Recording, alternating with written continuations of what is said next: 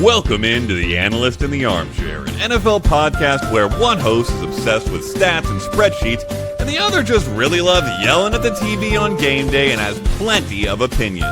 Together, Michelle and Nycole dive into player news, weekly matchups, and all the storylines you'll be talking about with your friends. Whether you're a hardcore or casual football fan, they've got something for you.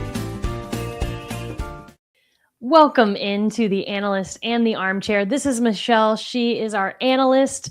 I'm Nycole. I am the Armchair. And we are with you after an eventful draft kind of season. eventful. Very boring. I mean, as eventful as this draft class could be. Yeah. Right? Mm-hmm. So, what are your overall impressions of the draft?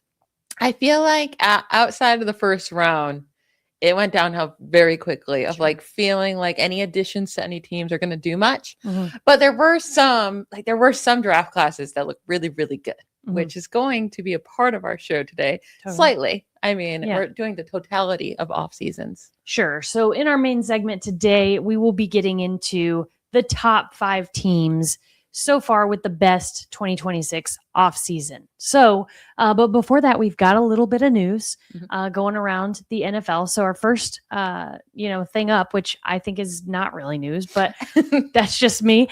Russell Wilson visiting the Jets. What do you make of this? I don't know why they would sign him, because then you just have a very confusing quarterback room, because then Geno Smith and Russell Wilson both aren't good anymore. Right. Washed up garbage. Yeah. Geno Smith was only good for like a year and a half anyways. Mm-hmm. So then you're going to have 2 older vets that aren't very good competing for a job, not probably working together because they both want one more shot at being a starter. Totally. It just makes everything very confusing in the locker room. And you're not winning any games with Russell Wilson. So don't. Right. They've already got nothing else going on. Yeah. I mean, to me, it's like, sure, add a couple veterans that shouldn't be playing anymore. Great. They need to have young guys behind Geno Smith to try to hopefully, they did draft a quarterback in the middle of the draft, so maybe he can do something. But just keep adding young guys and see if you can hit on one. Don't be adding Russell Wilson, who you already know is pointless. Right. And it just feels like at this point, like the Jets, but like, what are you doing? You're right. It's like not newsworthy, but it's funny. So that's why I added it. Sure. It made me the chuckle. fact that the Steelers got him a couple of years ago thinking he would be great. Okay. That was, people still thought he could do it. And I knew he did for the first 5 games. Great. So he tried. Yeah. Well, somebody else that you, honestly don't love, but Juwan Jennings is being linked to the Raiders. So, which they could use a wide receiver, especially the guy that was number 1 wide receiver for the 49ers last year, kind of accidentally. Yeah. Had to be. So, do we think this is something that the Raiders should be looking at? Do we think this is a good spot for Juwan Jennings? I do. Okay. Because the Raiders have nothing. So, no, do I think Juwan Jennings was worth the $20 million a year he was asking for? Did I think teams should be fighting for him? No, but in this situation, when you go through the draft, you don't get a wide receiver. They don't end up taking a wide receiver till the 6th round, the Raiders. And they don't add to the room. It's Jack Beck, it's Trey Tucker, Jalen Naylor. These should not be starters at all across the board. And those are your 3 starting wide receivers. Right. Juwan Jennings would instantly be the wide receiver 1 here. So if they can get him for cheap, he instantly gives. Well, and that's what he wants, right? To be, he thinks he's a wide receiver 1. He's not, in our opinion, but so maybe good on both ends for him to get on a team, right? Because at this point, he's oversold himself and he's sitting nowhere, right? So we'll see. The Raiders have to do something. Yeah. Either way, if it's Kirk Cousins or Fernando Mendoza, they can't be throwing to those wide receivers. Right. So we'll see what happens there. And then a little bit more of old man quarterback news for anyone that's into that. The Steelers, they place a right of first refusal tender. Why they made that so difficult to say, I don't know. On old man Rodgers. Yeah. So it's just slowly moving along, I guess. Which is like, why? Well, apparently they think that maybe he could be talking to other teams. They don't want to wait this whole time and another team could go take him. So now if he does talk to other teams and they offer him something, the Steelers would have the chance to match whatever they're offering.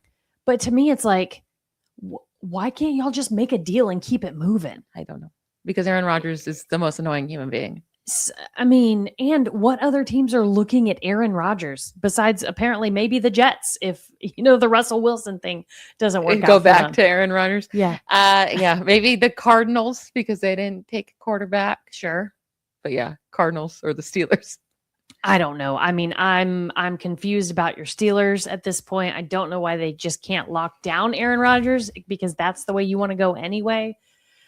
But we'll see. Yeah, we'll see what happens. I love how it's like this news is like, well, this is going to make Aaron Rodgers have to make a decision by the start of training camp, and it's like, he should have had to anyways, and B, there before the draft, the reports were that the Steelers have told Aaron Rodgers the deadline to give them the news is the draft, and now all of a sudden they're like, well, no, we'll give you more time, and now it's all the way till training camp, And traditionally that stuff doesn't work, right? Like if you're a parent and you tell your kid, go clean up your room, you have 5 minutes, and then 5 minutes goes by, and then 10 minutes, and then that kid's not taking you seriously. And that's what they've done to themselves with Aaron Rodgers. Yep. So, fun times. Which is pretty embarrassing. Yep. If I was a Steelers fan. So anyway, that's it for our news segment. We're going to jump into what top 5 teams we think made the best moves in this offseason. Between the 20s. All right, Michelle. So we have ranked our top 5 favorite teams that have made the best moves in this offseason. They are our top 5. We are doing them in order of the best to the not best of the top 5. Right? Yeah. So they are in order of who we think just nailed it and moving forward. But so we're going to start with the New York Giants. Okay. The Giants really, really, really centered their offseason around protecting and supporting Jackson Dart. Would you agree? Yeah, absolutely. And I love that. I love when any team, which we could have, there's one team we did not put on here, which should have been in consideration. We could talk about that later. But I do love when a team has a young quarterback and they make sure to do everything to support that young guy sooner rather than later. Sure. Don't wait till the 3rd, 4th year, get it done. So Dart's going into their 2nd season. They get him the best head coach, I think, available this offseason. 100%. And John Harbaugh, that was huge. Don't love the Matt Nagy hire for OC, but we'll see how that works out. Mm-hmm. They add some weapons for him in free agency, and Darnell Mooney and Calvin Austin and Isaiah Likely. And obviously the biggest piece he's getting back is Malik Neighbor. So I feel like that's like something you can add to this offseason too. Sure. Yeah. And then eventually Cam Skattebo coming back is exciting. They were a fun little dynamic duo to watch before Cam Skattebo got hurt. So, and then the draft literally just like put the bow on this offseason. Well, right. Like we already thought going into the draft, they're doing a really good job. Then they make this big blockbuster trade to trade Dexter Lawrence to the Bengals for a top 10 pick, right? I think it was number 10. Yeah. And then they really put a bow on their offseason with their draft, with having the number 5 and number 10 picks. And I think they they're kind of forced into making the right picks, like the flashy guys, Jeremiah Love and Carnell Tate, the running back and wide receiver being gone. Mm-hmm. So then the best defensive player in the draft falls in their lap at number 5. They get linebacker / edge rusher Arvo Reese, which they had a massive need for off-ball linebacker, and everyone can use more edge rush help. And then they go grab a tackle that was highly considered the best tackle in the draft. Mm-hmm. He falls to 10, and Francis Mauigoa. And all of a sudden, like you get 2 really, we don't know if they're going to be really good, but they're supposed to be really good. And if they end up hitting, like those are huge pieces to your team for the long haul, let alone just like seeing what they can do as a rookie. Right. And on paper, right, you go and make that trade with the Bengals to ship defensive tackle Dexter Lawrence over to the Bengals. And you think, oh no, giant hole. Uh-huh. And then to your point, they go and grab Reese. And then this offensive lineman. So I agree with you. I think the Giants really did all the work they needed to do in this offseason so far. I can't even think of one more thing or anything else that they need at this point. I would say maybe another wide receiver. I mean, then they got Darnell Mooney, who was consistent at best, right? So, and I did like who they took in the 3rd round, wide receiver Malachi Fields. I think he's a nice addition. Is he going to be a superstar? No, but they still have Darius Slayton as well. right. Darius Slayton's a pretty solid like a low end wide receiver 2, Right. Really solid wide receiver 3.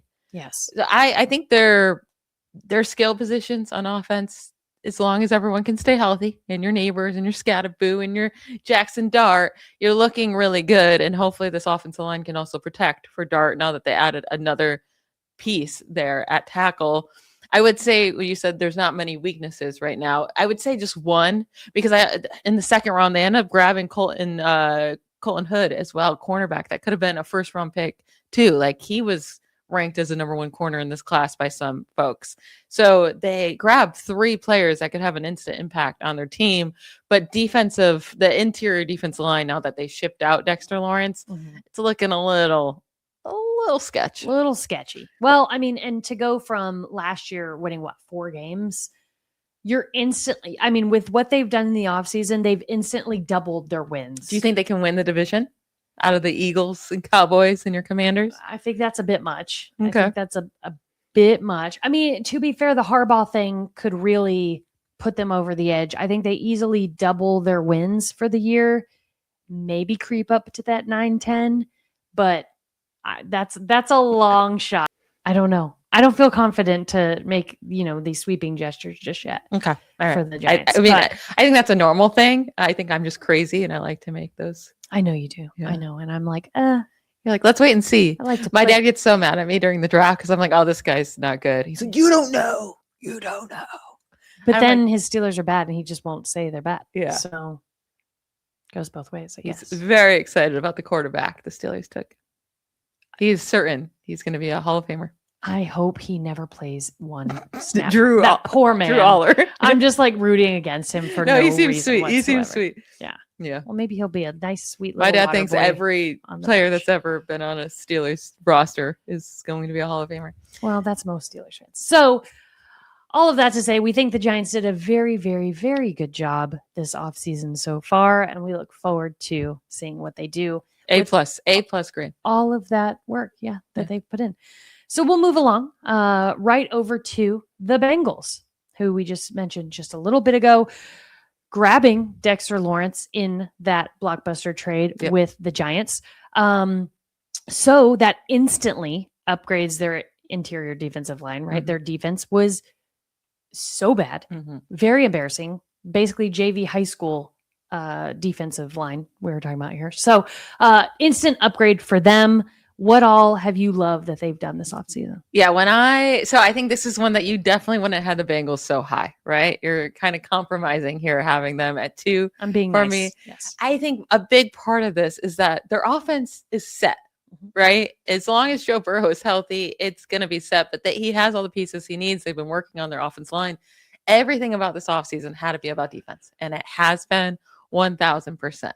So I think that's why I'm going to give them such a good grade for this offseason, that not only did they make all the additions in free agency on the defensive line and Jonathan Allen and Boye Mafe and, trading for a Dexter Lawrence, and then also adding other secondary pieces in the offseason as well.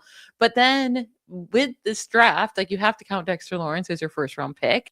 And then they go and they use their 2nd round pick on an edge rusher in Cassius Howell, who is being mocked in the 1st round in a lot of mock drafts. So we'll see if he can be good. Their 1st round pick from last year, Shamir Stewart, missed the majority of his rookie season. They get him back. And they add a couple safeties in Brian Cook and Kyle Duggar. So I think they've done enough where their defense can at least be average. I don't think they're going to be top 10. Sure. But that's all they have to be when their offense can put up 30 points a game. Sure. Well, and within their division, right, you've got the Browns, who great defense, but 0 offense. You've got the Steelers, who don't even have a quarterback at this moment. And then you've got the Ravens, who really could go. We don't really know. We assume that the change up with head coach, gives Lamar a little more pep in his step, if you will, right? You have to assume that they've done some things in the offseason that will help them be more consistent this year. So it really elevates the Bengals to be actual contenders in this division rather than, at the bottom. And I mean, they started making that push a little bit towards the end of last season, right? And to your point, I mean, offensively, they've got it going on, right? When you have T. Higgins and Jamar Chase on opposite sides of the field and Chase Brown playing some really, really good football, you've got a lot of good things going. Yeah. Now, tight end, maybe they could have upgraded there. Sure. They still have Mike Gesicki. They have Drew Sample, Eric Gall. But the group is mediocre, right? Ooh, what do you... I'm just throwing this in there. Okay. What do you think going and grabbing like a Zach Ertz? Coming off the ACL tear? Yeah. What about David Njoku? Yeah. He was just so bleh last year, but... You would rather Zach Ertz coming off an ACL at his age than David Njoku? Probably, like, if I'm playing fantasy, no, but as like a player and like as a Commanders girl, yeah, just because I am who I am. Okay. But no, on paper, you're probably right. It's probably Njoku. David Njoku in that offense would be a lot of fun. Yeah. They also, their linebacker core is still a little weak too. So there's definitely things they could do, but with the resources they had, I thought they had a really nice offseason. Now, maybe 2's a little high because I don't love that 2's probably a little high because I don't love that they kept Zach Taylor. Right. The only coach to stay in that division. Yeah, actually. I know. It's absolutely insane that John Harbaugh and Mike Tomlin leave and even Kevin Stefanski, while Zach Taylor keeps his job. Right. So it would have really made me feel much better about this ranking if they moved on and got a better head coach. Sure. Okay, let's say fast forward, Bengals end up in the 3rd spot again in this division. He has to go. Okay.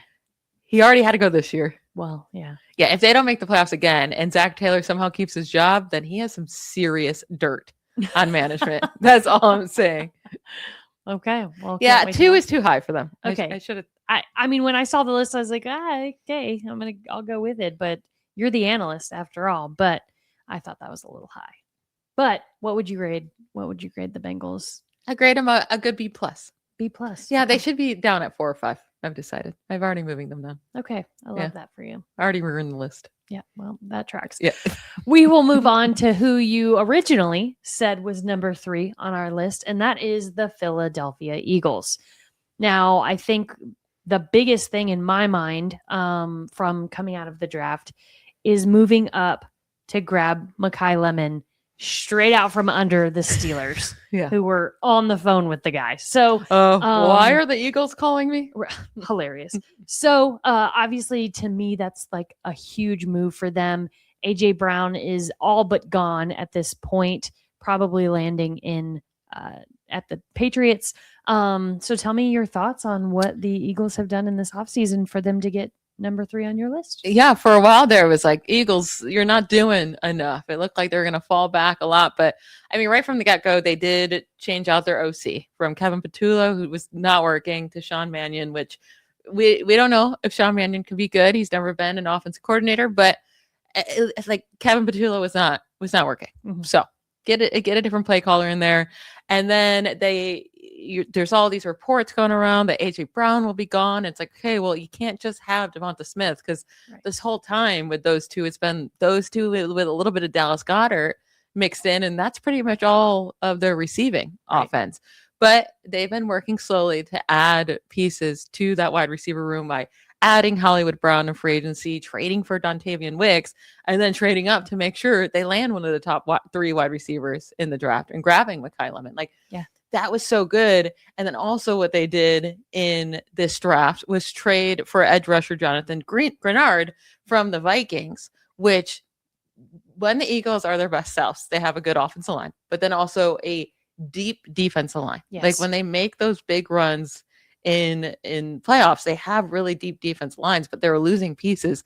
This year, they've started to kind of reestablish that depth with adding Arnold Ebiketie and trading for Jonathan Grenard and adding Chiron Shoyinka as well. Already 2 guys like Jalen Carter and Jordan Davis and Nolan Smith and a couple other role players there. And I think adding Tariq Woolen to already a good secondary, you're not counting on him to be your corner 1. Right. He's your cornerback 3. So I think what they've done this offseason, and if they're able to grab a first runner in next year's draft, which is supposed to be way better than this year's draft for AJ Brown, like that's a really nice offseason altogether. Yeah. Well, and for a team, we talked about the Giants a little bit ago. They were a team that just needed everything. They won 4 games. Like they've got a lot of room to grow, so a lot more opportunity to make the right moves. Whereas I think Philadelphia is one of those teams that they probably should have won a couple more games. They should have, on paper, been better than they were. So less wiggle room to make those big moves and those big jumps. But to your point, and all of those folks that they added and changes they made, I think you're right in the assessment that they've gone back to kind of who they are as a franchise to have that depth on their defensive line. And then again, putting people around for Jalen Hurts to get the ball too. Yeah, I will say, like in the beginning of this offseason, when everything was starting to go in free agency, I was like, I felt really good about my take that the Giants can win this division. And I love everything the Giants have done. They're my number one team for this offseason and what they've done. But when the Eagles are also on this list and another NFC East team, it's like, I don't know if the Giants couldn't really have done much else, but I don't know if they've closed that gap enough now that the Eagles and the Cowboys have grown as well. And your the Commanders. Yes, thank you very much. Yes. So yeah, I mean, I think that's the interesting thing about our list here is you have a few people in the same division, aka 3 people in the same division. 3 teams. 3 teams, sorry, yes. And so I think that's going to be an interesting going into the year because they can't all win their division and or be the best. Yeah. Have made the best moves to move up and down that much. And I wouldn't be shocked if any of them won the division or lost the division. Sure. Yeah. Maybe the Eagles, if they got in 4th place, that would be kind of shocking. That would be surprising. Yeah, that would be surprising. So along those veins, we're going to keep it trucking in the division and move over to Dallas, who I will say I don't love is on this list at all.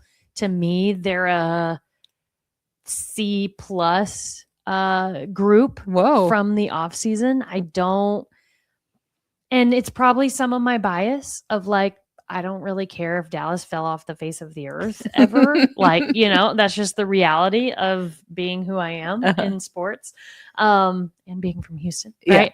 Yeah. It's more about being from Houston than anything. Maybe. And because I lived in DC and everybody in DC could not stand Dallas people. So it's just in me, but anyway. So it's really weird in Houston. Houston hates Dallas. In every sport though. It's not just the Cowboys. Yeah. Like we can't stand the Mavericks. Well, you just can't stand the city. It's not even just the sports. Well, true. We do think they're, Anyway, that's a whole nother, that's a different podcast. But so we're going to move on and talk about the Cowboys. And I would love to hear why you've ranked them in your top 5 for best offseason. It's a lot like the Bengals where their offense is set, right? But they needed to focus on defense. And they did the one thing they needed to do on offense, and that was re-sign Javonte Williams, make sure they have a running back, and he was very good for them last year. Very. Now, there's still one more thing to do on that list for offense, and it's to extend George Pickens. But for now, they franchise tag him. They have all the control. Do not trade away George Pickens because you're instantly off this list if that happens. Keep George Pickens, re-sign him, figure it out. But then they really focused on defense after re-signing Javonte Williams. And the key there is getting rid of Matt Eberflus, which he should have never been hired in the first place last year as defensive coordinator. He is not a good coach. Stop it.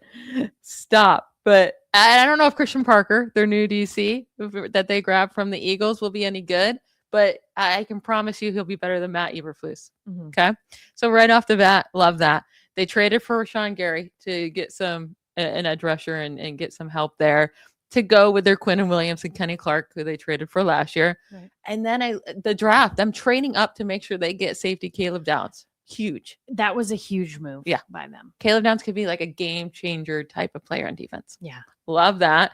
And then with their next pick in the first round, because they had 2 picks from trading away Micah Parsons last year, they picked up Malachi Lawrence, edge rusher. So adding to their defensive line, huge.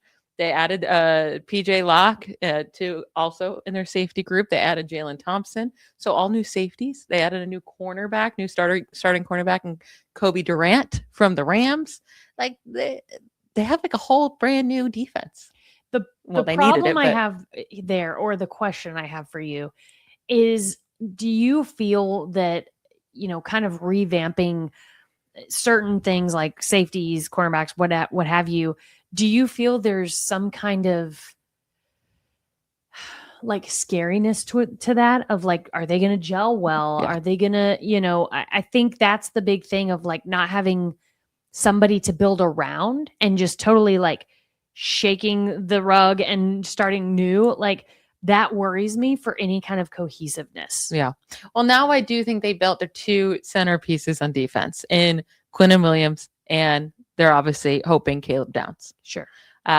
Those should be their two centerpieces on defense for a long time, and they can continue to, build around that. Linebacker still a big need for them. They traded for D Winters in the middle of the draft from the 49ers. Sorry, Cowboys fans, D Winters is not good. And right now he's projected to be a starter. So that's an issue. The 49ers just gave him away for a 5th round pick, and he was their starting linebacker. And they're like, you know what? We will trade you our starting linebacker for a 5th round pick. So don't have high hopes for him. Right. But the rest of the moves, you could say they might not gel, and that's true, but they at least had to try to overload the defense, right? Sure. Because last year they were the worst in the league. And I think the year before that they were as well. Yes. So they needed to do something. Yeah. And they did a lot. So you got to like their offseason. I don't think you have to like it. And I they think you didn't have lose to any respect offensive it pieces. to some extent. Yes. And that was the thing about Dallas the last few years, especially last year, is they scored a lot of points, but they gave up even more. Right. And so to your point, if they can continue the momentum they have on offense and just build up the defense enough to even just hold people to 1 or 2 less scores, whether that be field goals or what have you, I agree with you. I think they can win a lot more games and be a lot more relevant this year. So I honestly, like when I was doing the list, I was like, I can't have the top 3 best teams all be from the NFC East. And that's why I kind of put. So I'll just throw the Bengals. That's in why there. I threw the Bengals at number 2. But really, it is, for me, it's the Giants, the Eagles, the Cowboys. And they're all pretty close group there, too, of the best off seasons, which, as you already said, is going to make for a very interesting season in this division.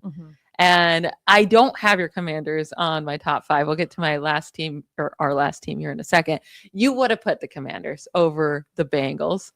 But do you think that's your bias, or we can talk about the Commanders really quick since we talked about the other 3 teams? Not necessarily over the Bengals, because I agree with you. I think the Bengals were just so bad on defense, but their offense was so stellar that they needed to make those big moves. Yeah. I think the thing about the Commanders that has me worried is that not only was the defense pretty poor, but the offense was pretty unstable too. And like they changed stuff that necessarily they didn't need to change. Like getting rid of Cliff Kingsbury is a great example. Why? Yeah.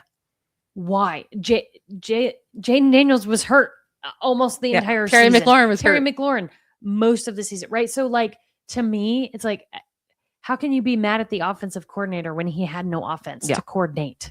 Right? Yeah. So like that move to me is like, it's questionable. Now, will the new guy do better? I hope so.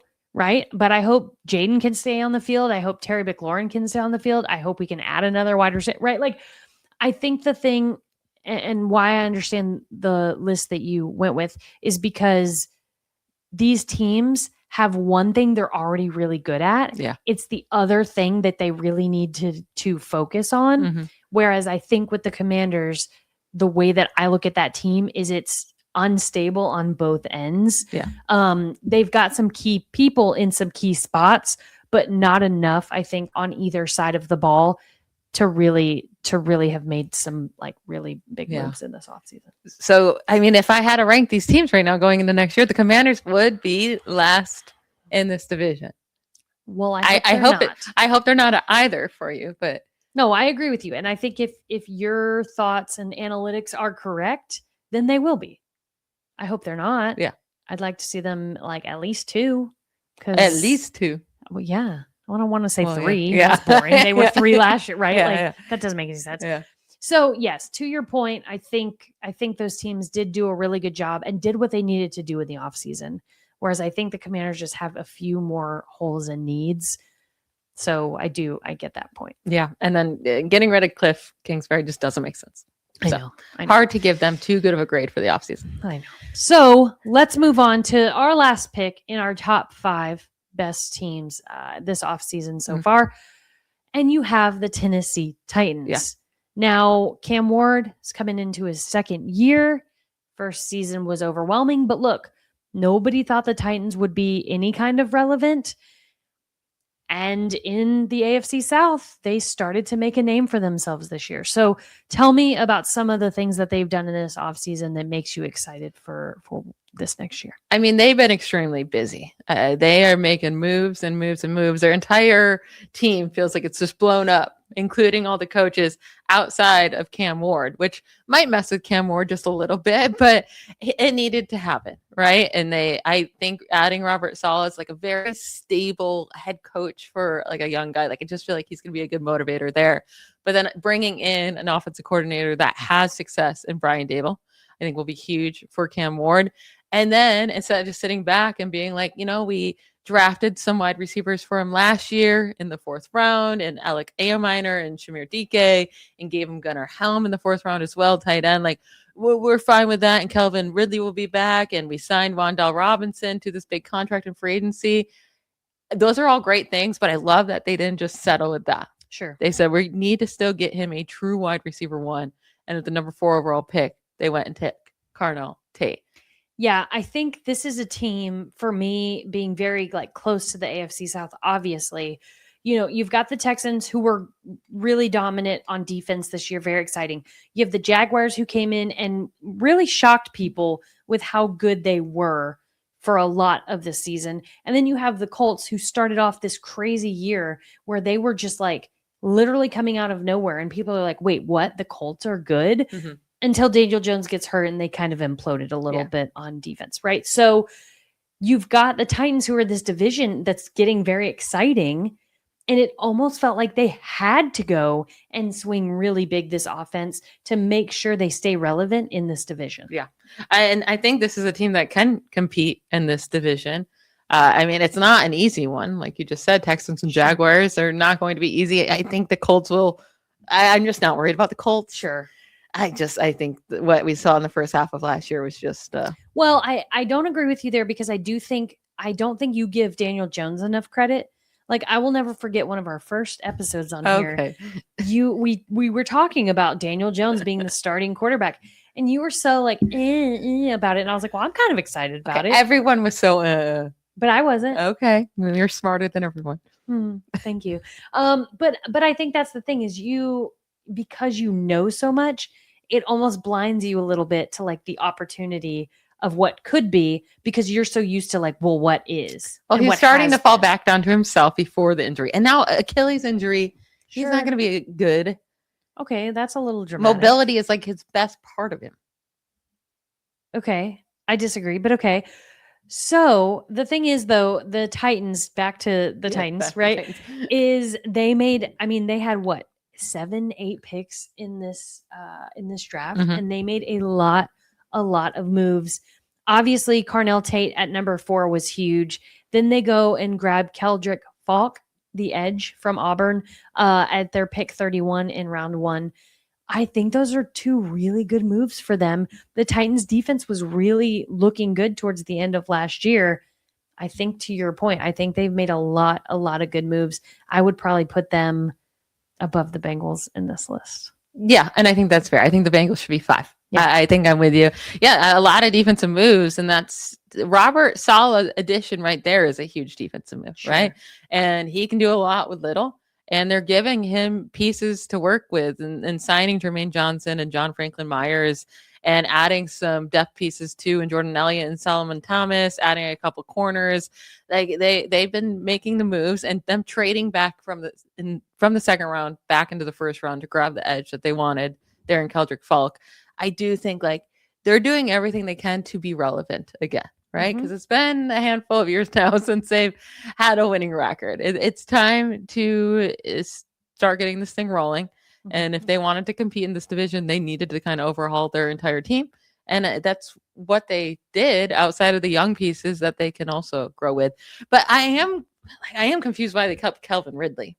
Couldn't get too much for him. So like, what's the point? I just thought they would cut him. But I guess they could have. yeah. But again, to your point, like maybe that was just the stability they wanted to have for Cam Ward. I don't know. Yeah.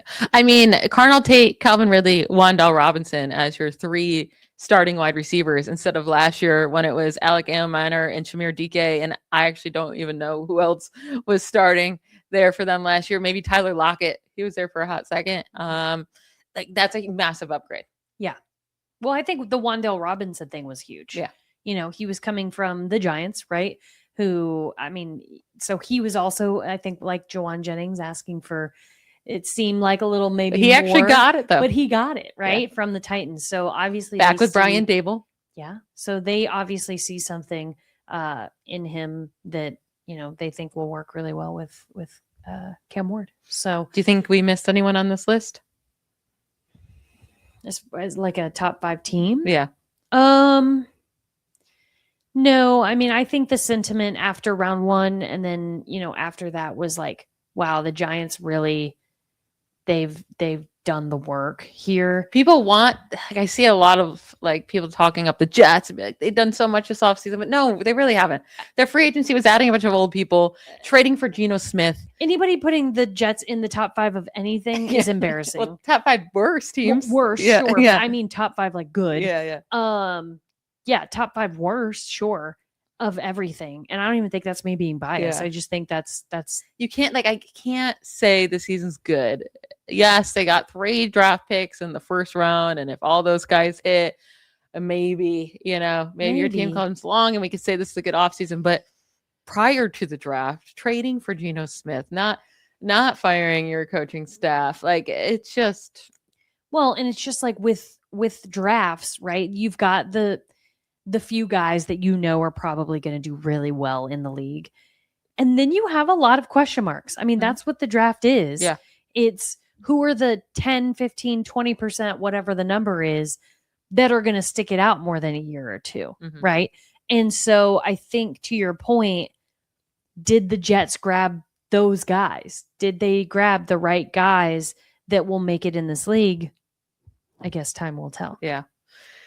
But not having a quarterback still, it's not going to do anything. And yeah, we already hated what they did earlier with the franchise tagging the running back, Breece Hall, like everything they've done this offseason. It's just, I like that they added another wide receiver in Omar Cooper Jr. to go with Garrett Wilson and Kenyon Sadiq. But again, you don't have a quarterback. Yeah. So what's it matter? Oh, maybe Russell Wilson, baby. If you don't have anybody to throw him the ball. Maybe Russell Wilson. All right. That'll end our main segment of our top 5 teams that we think have done the best in this offseason. But we will end today's show with our 2-minute warning. We'll be chatting about the free agent that we are the most excited about that still needs to sign with a team. Yeah. And wherever they sign, maybe that team could jump in to the top 5. To the top 5. All right. Like how 2-minute warning. All right, Nycole, who's one free agent that could sign with one particular team that would then make you consider that team being top 5 teams in the offseason so far? Yeah. So it's kind of cheating because we kind of mentioned it earlier here for me, but I do think it's a wide receiver going to the Commanders. I think obviously Terry McLaurin is not enough offensively for Jaden Daniels to throw the ball to. They didn't re-sign Deebo Samuel. They didn't really add anyone wide receiver worthy in the draft or offseason so far. So I do think a wide receiver going to the Commanders would be huge for them, especially given how much we've talked about that division today. I think a Brandon Ayuk, maybe even a Tyreek Hill, depending on his abilities. Yeah. I mean, Stephon Diggs. There's a few people out there. What about Juwan Jennings? No. Okay. I mean, I love how I got you to hate Juwan Jennings. I know, just because I watched the 49ers and you yell and hate him, it's just like by osmosis, I guess. But yeah, I think the Commanders adding a wide receiver would really put them into the conversation in that division that right now that's what's leaving them out of it. Yeah, that's what made me not put the Commanders as the top 5 teams for this offseason and moves, because A, the Cliff Kingsbury thing, and then B, they didn't add any wide receivers or running backs. I know. Yeah, but the wide receiver one really hurts. Now, mine is also going to be off of wide receivers, and it could be the same group of guys. So Stephon Diggs with Juwan. I will even add Juwan Jennings in here. If Tyreek Hill can be healthy, but probably not. And it's the Las Vegas Raiders. I mean, they've done a lot this offseason. I love the defensive players that they added. I like them adding Kirk Cousins along with Fernando Mendoza to help him along. Love them hiring Clint Kubiak as head coach. Well, and nobody's really talking about the fact that Max Crosby is now still there. Yeah, I know. Like, it's like that whole drama happened and nobody has talked about it at all. I think that's huge for the Raiders. It is huge. So it's been a great offseason. I would put them top 10. And they definitely would have been in my top 5 if they added any wide receivers. But they don't have any start-worthy wide receivers on their team, so I could not put them top 5. I would put them top 10, but if they add some guys, let's say they even add like Stephon Diggs and Juwan Jennings, all of a sudden, okay, it's not the best room ever, but you added some veteran presence. You have Brock Bowers still as your number 1 receiver, even though he's a tight end, right? And Ashton Genty there to catch in the backfield. All of a sudden, you have a viable starting offense, because right now what they have is not a starting offense. Yeah, for sure, in that wide receiver position. Yeah. Totally right. All right, that'll do it for today's show. We will come back next week very, very tired because we will be exhausted from our 10K. It is happening this Sunday. Finally.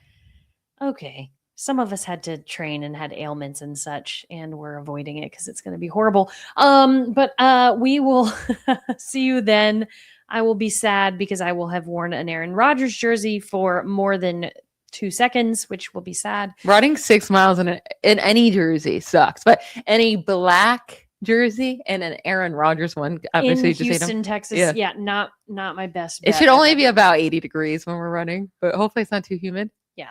So don't come at me if I look tired next week from that, but we will be discussing who we think really just missed it this offseason and our top 5 worst teams the offseason so far. So we look forward to it, and we'll see you then. Bye, y'all. Bye. Thanks for listening to The Analyst in the Armchair. Don't forget to subscribe, follow us on socials, leave us a review, and comment to let us know what you'd like to hear next time.